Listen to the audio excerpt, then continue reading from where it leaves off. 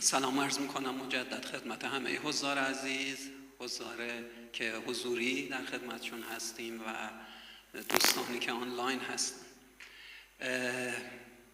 داستانه که امروز میخوایم در موردش صحبت کنیم داستان دوست قدیمی انسانه. خب ما خیلی شاهد بودیم دوستی هایی که به مشکل خوردن و به چالش کشیده شدن، دوستی هایی قدیمی که بالاخره با تلخی همراه شده و زندگی دو طرف رو دچار مشکل کردن. من امروز میخوام در مورد این سگ ها صحبت کنم که شاید قدیمی ترین دوست انسان ها هستن و بودن و این قدری به ما نزدیک بودن که وارد ادبیات و محاورات تمام مردم جهان شدن و شاید هیچ حیوانی به اندازه سگ توی محاورات و ادبیات کشورها از جمله کشور ما وارد نشده. شنیدید عباراتی مثل وفای سگ، سگ اصحاب کهف، سگ دو زدن، سگ جون بودن، عرضم به حضورتون و خیلی چیزای دیگری. سگ صاحبشو نمیشناسه و بعضی دشنامایی که خب از نام این حیوان استفاده میشه و خیلی پر استفاده هست توی جوامع مختلف. این حیوان شاید به گذشته بخوایم برگردیم بیش از 15,000 ساله که همراه ماست. البته از 20,000 سال قبل این حیوان به انسان نزدیک شده و از 15,000 سال پیش دیگه کاملا در کنار انسان قرار گرفته. اون زمانی که ما شکارچی بودیم، برگردیم به خیلی قدیمی تر، کشاورزی اصلا هنوز یاد نگرفته بودیم، نه دامداری بلد بودیم، نه گوسفندی بود، نه بزی، نه گاوی، نه شتری و ما بودیم و شکارچی هایی که شب رو با ترس و لرز به روز میرسوندیم و تنها حیوانی که کنار انسان وایساد سگ ها بودن و کنار ما می نشستن، کنار آتیش ما می خوابیدن، از پسماند غذامون می خوردن و از ما محافظت می کردن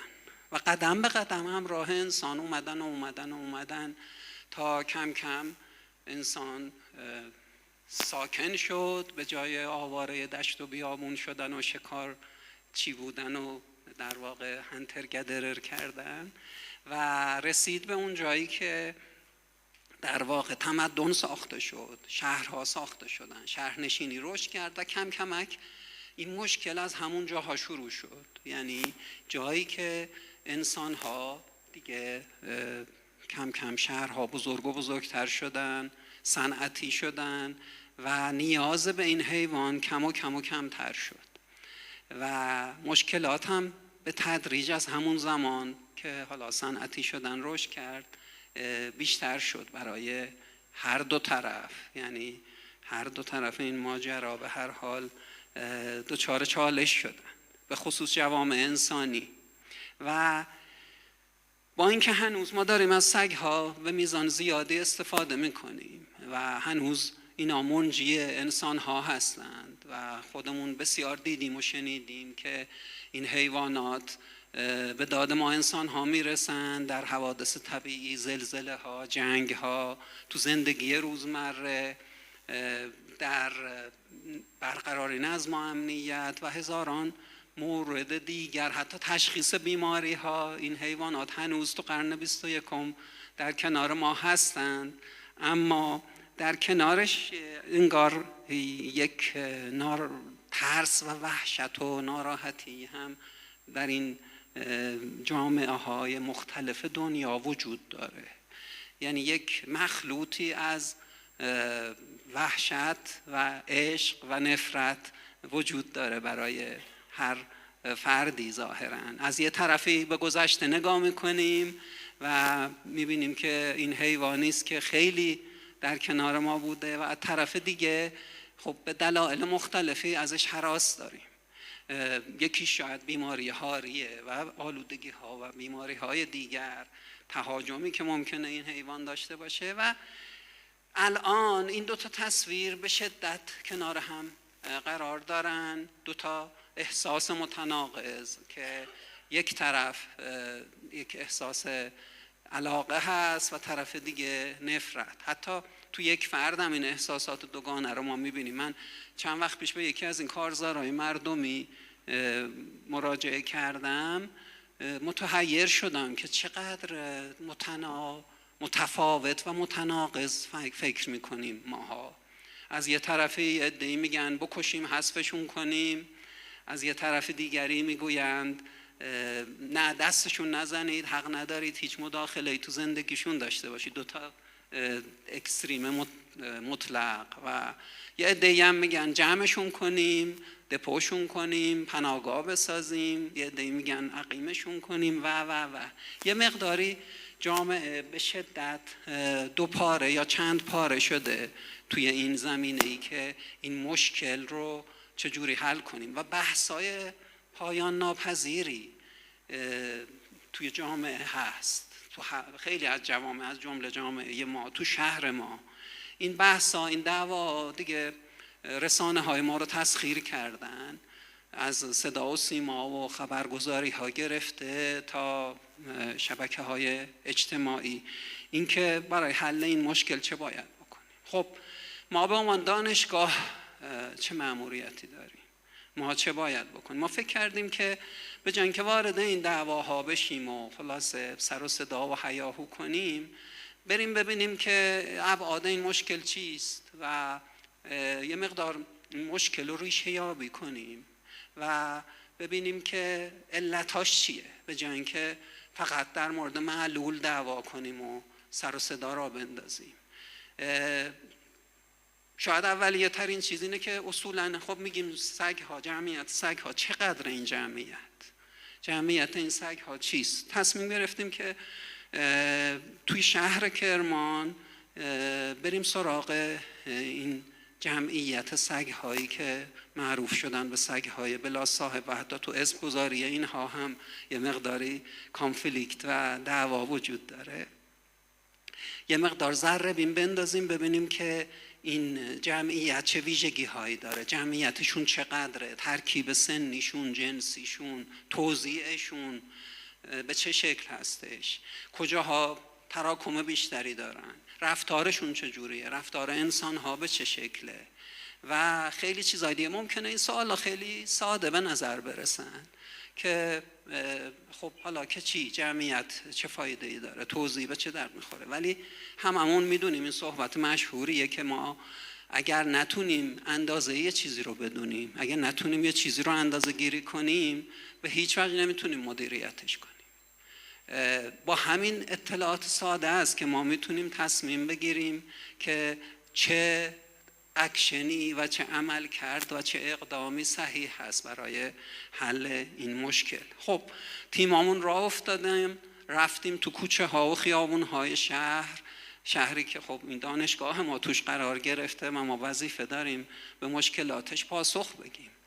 و چیزی که اول متوجه شدیم وقتی که ورق زدیم تجربیات جهانی رو و تاریخچه مسئله رو و بعد واکنش هایی که بین مردم بود و مسئولای مربوطه، دیدیم که این فقط یه سگ تنهایی نیست که کف خیابون میبینیم. خیلی مکانیزما و پیچیدگی های بسیار متعددی حاکم هست پشت این جمعیت سگ های بلا صاحب. یک پدیده های اجتماعی، فرهنگی، اقتصادی، حقوقی، حتی روانشناسی و مذهبی حتی و سیاسی گاهی اوقات پشت این جمعیت دیده می شود و خیلی مسئله پیچیده تر از اونی هست که ما فکر میکنیم. خب تخمین ها شروع شد. بعد از 7-8 ماه کار کردن تخمینی که زده شد دیدیم که حدود 7000 تا کمی کمتر از 7000 سگ توی شهر وجود داره در کرمان. علاوه توزیع سنی جنسیشون خب یه چیزی حدود 35% سگای ماده بودن و از این سگای ماده یه نزدیک 40% شیرده یا باردار بودن و 11% جمعیت سگ‌ها توله بودن. این نشون میده که ترناور جمعیت خیلی زیاده و این جمعیت داره به سرعت زاد و ولد میکنه و خب طبیعی است که جمعیت بیشتر و بیشتر بشود. خب در درجه بعد وقتی که ما توزیع رو نگاه کردیم انگار دیدیم که نقشه شهر رو که دیدیم شهر بعضی جاهاش تراکم خیلی بیشتره، تراکم جمعیت این حیوانات بلا صاحب در جاهایی بیشتره که خدمات شهری ضعیفتره، تو حاشیه های شهر، در جاهای فقیرتر، جاهایی که توسعه اقتصادی اجتماعی کمتری دیدند و دارند، جاهایی که خدمات شهری ضعیفتره، ساختمون ها فرسوده ترند، زمین ها متروکه هستند و انگار این پدیده یه پدیده نابرابری در شهر رو هم نشون میداد، یه آینه نابرابری های شهری هم بود، نه فقط یک پدیده بیولوژیکی و حیوانی محض. خب فکر کردیم که چه بکنیم و چگونه به این مشکل به راه حلش برسیم. طبق معمول وقتی که نگاه کردیم به کارهایی که توی دنیا و کشورمون شده، قاعدتاً اولین چیزی که دیدیم این بود که مثل عادت همیشگی ما که برای حل مشکل اولین کار پاک کردن صورت مسئله است، یعنی حذف حیوانات و کشتار. این کاری بوده که تقریبا همه جوامع تو این 1 سده یا 2 سده اخیر ابتدا ترایش کردن. یعنی اولین کار برای حل مشکل به نظر بشر این است که دست به تفنگ و فشنگ ببره و مشکل رو چیکار کنه؟ حل کنه. حذف، خشونت و هم تقریبا یه نتیجه گرفتن و این بود که بعد از یه مدتی از کشتار جمعیت به حالت اولش برمیگشت و حتی گاهی وقتا بیشتر میشد که حالا شاید مجال نباشه در مورد دلایلش صحبت کنیم. خب یه عده‌ای که اخلاقی ترم فکر کردن که حیواناتو نکشیم، ببریم یه جایی دپوشون کنیم، توی پناهگاهی جایی نگرشون داریم و اینها اونجا بمانند تا حالا دیگه اجلشون برسه. این هم راه حلی بود، ولی این 2 تا راه حل در واقع 2 روی یک سکه هستن، یعنی هر 2 تا مبتنی هستن بر حذف حیوان از فضای شهری و حذف حیوان از فضای شهر همون ریباوند افکت رو خواهد داشت و هر 2 تا یک نتیجه دارن و اون بازگشت جمعیت هست. تو همین شهر سالهایی بوده است که به اندازه همین جمعیت فعلی شهر کشتار شده. آیا نتیجه‌ای گرفته ایم؟ کماکان دیدیم و میبینیم که این جمعیت سر جاش هست. اگر آماری که توی نهادهای شهری داده میشه از جمع‌آوری این سگ‌ها جمع کنیم، شاید 2-3 برابر جمعیت فعلی حیوانات جمع‌آوری شدن ولی کماکان وجود دارن. یعنی به عینه ما داریم میبینیم که این روش‌ها جواب نمیدهد ولی باز هم داریم تکرارش میکنیم. این خودش خیلی خیلی مهمه که بهش فکر کنیم که چرا میدانیم یک روشی جواب نمیدهد، نتیجه بخش نیست ولی اصرار داریم که انجامش بدیم. این شاید یک محور مهم صحبت ما هست به عنوان دانشگاه که آیا ما نباید شواهدی فراهم کنیم برای سیاستگزاران، برای تصمیم گیرا، برای مجریا که دلایل مختلف رو داشته باشن که تغییر رفتار بدهند. قاعدتاً یه وظیفه مهم ما اینه. این کشتار یک روی دیگری هم داره و این خشونت ورزی و اون این که بررسی‌های متعدد نشون داده که خشونت به حیوانات از حیوانات عبور میکنه و به جامعه و به جوامع انسانی میرسه، سرایت میکنه خشونت. پژوهش‌های معتبر نشون دادن که افرادی که نسبت به حیوانات خشونت میکنن خیلی بیشتر، حتی تا 11 برابر بیش از افراد دیگه شانس اینو دارن که نسبت به افراد خانوادهشون، زنان و کودکان خشونت بورزن و دست به خشونت بزنن. این پس یه وجه دیگر شاید اجتماعی این پدیده هستش که باید مد نظر داشته باشیم. خب این که ما چه بکنیم؟ فکر کردیم که نگاهی به تجربیات جهانی داشته باشیم، یه نگاهی به آمار و مدل سازی آماری داشته باشیم و از این طریق سعی کنیم در بیاریم که چه اقدامی مناسب تره. یه بخش کار عقیم سازی بود که دیدیم که خیلی از جاهایی که نتیجه گرفتند از طریق اجرای برنامه هایی که مبتنی بر کنترل زاد و ولد این حیوانات هست نتیجه گرفتن. چیزی که مشهور شده به CNVR که یه بخش مهمش عقیم سازی و واکسینیشن این سگ ها هست که همزمان هم زاد و ولد حیوانات کنترل بشه، همین ها در مقابل هاری واکسینه بشند که مثل یه سدی عمل کنند در مقابل هاری که ممکنه از حیات وحش و حیوانات غیر واکسینه برسه به در واقع شهر. خب توی پروتکل ها عقیم سازی سگ های ماده اثر خیلی بیشتری داشت و نشون داده شد که عقیم سازی سگ ها به خصوص سگ های ماده تأثیر بیشتری داره، به ویژه اینکه 35% جمعیت سگ‌های شهر ماده بودند و تأثیر بسیار راحت تر گذاشته میشه تا سگ‌های دیگه. مدل ها نشون داد که اگر حداقل 50% سگ‌های شهر عقیم سازی بشوند و واکسینیت بشن، جمعیت سگ‌ها یک کاهش محسوسی پیدا میکنه و اگر به 70% برسه این کاهش خیلی خیلی چشمگیر خواهد بود. این کاهش با 70% نوترینگ میرسه به بعد از 5 سال جمعیت 7000 تایی سگ ها به حدود 2400-500 عدد میرسه. بعد از 10 سال فقط 1000 سگ در واقع در شهر وجود خواهند داشت.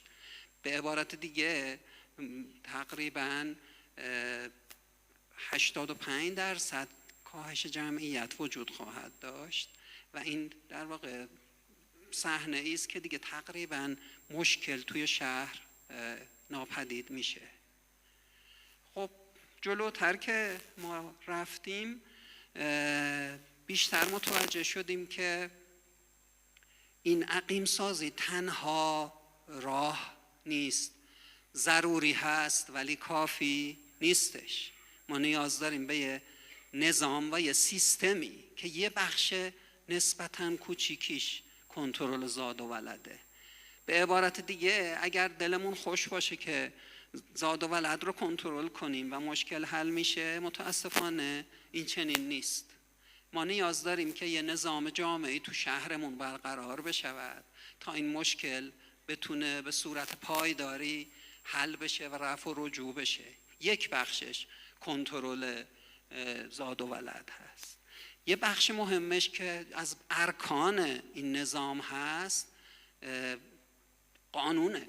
ما متاسفانه تو کشورمون چنین قانونی نداریم. یه قانون جامع حیوانات شهری، من نمیگم حیوانات بلا صاحب، حیوانات شهری. چرا؟ چون به خوبی نشون داده شده که این دو تا جمعیت به شدت به هم متصلن. جمعیت حیوانات و سگ‌های صاحبدار و جمعیت سگ‌های بلا صاحب، این دو تا به شدت مرتبطن و در واقع یکی از منابع جمعیت سگ‌های صاحبدار، سگ‌های بلا صاحب، سگ‌های صاحبدار هستن. و خب هممون میبینیم سگای گله، سگای نگهبان، سگای خونگی که زاد و ولد میکنن و اینها بعد از مدتی 7 تا 8 تا توله میارن، یکیشو نگه میداره، بقیه‌شو رها میکنن توی کوچه و خیابون. کارهای دیگه هم که حتما لازمه آموزش هست. ما از این آموزش غافلیم توی مدارسمون، توی جامعهمون، توی این جامعه‌ای که به شدت سیل اطلاعات غلط و نادرست و گمراه کننده فضای جامعه رو تسخیر کرده. تو رسانه‌های مختلفمون افراد دارن اطلاعات رو به راحتی، اطلاعات غلط در اختیار مردم میذارن و تو اینجا آموزش رسمی و غیر رسمی بسیار بسیار اهمیت داره. بحث مالکیت مسئولانه خیلی مهمه. تو همین قانونی باید دیده بشود که کسی که سگی رو نگه میداره باید مسئولیتش هم به خوبی ایفا کنه. کسی که سگ نگه میداره وظیفه داره واکسن بهش بزنه، عقیمش کنه، نگهداریشو درست انجام بدهد، بیماری واکسینیشن و داروش رو به موقع بده و مواظبش باشه اگر اومد تو فضای شهر به مردم تعدی نکند.